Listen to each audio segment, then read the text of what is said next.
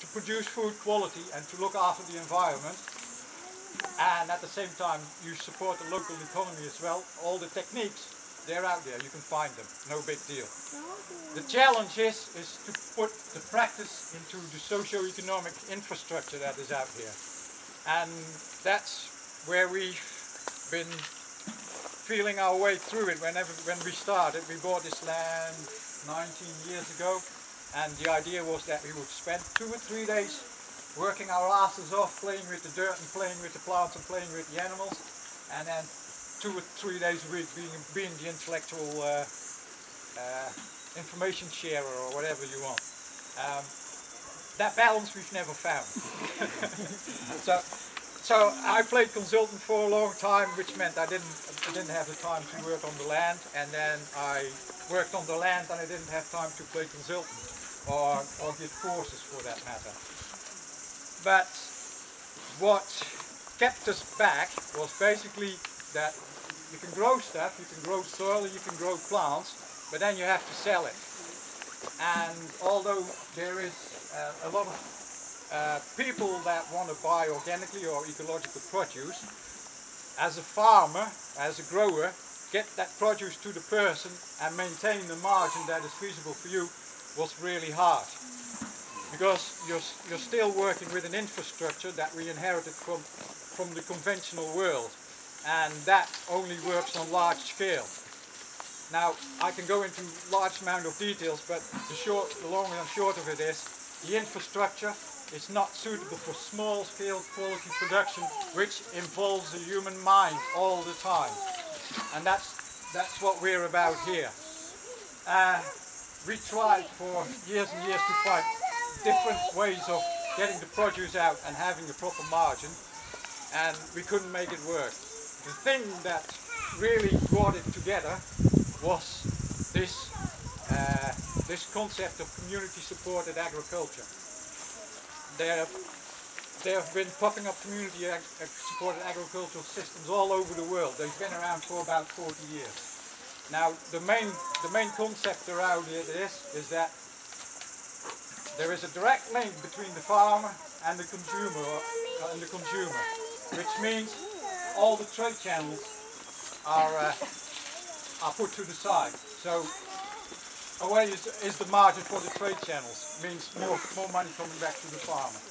At the same token, there is an agreement between the consumer and the farmer on how much to grow, because the farmer knows beforehand, I'm producing for 20 people, 30 people, 150 people or 40 people, that's what I plant. I need the fertilizer and I need the labor for that. Yeah, and the people pay up front.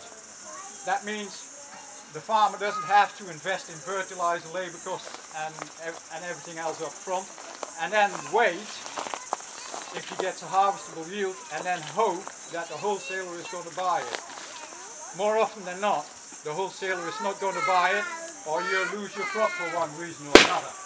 Now, the fact that we can save our crop with the chemical warfare is another story, but that is what's happening out there, and that ends up in the supermarket. So we can't save our crop with chemical warfare. For us, it comes down to knowledge and skill. Like I said, the knowledge is out there, but you do have to pick it up. And to be quite frank, it took me 20 years to pick it all up, and I'm now trying to turn it into practice. That brings forward one of the shortcomings of our socio-economic infrastructure is I can't pick up the phone and call somebody and say, come and help me out here because we're growing and I need more labor, because the people that come in from the outside world, they haven't got a clue what we're doing. So we basically have to train them, and that training takes about 3 years. Now, I don't know if anybody's self-employed or runs a business, how long do employees stay generally? Anyway, so there's a lot of movement of that. So one of the good thing is that we've now created a reliable outside world calls it market, but I call it a community because it's different.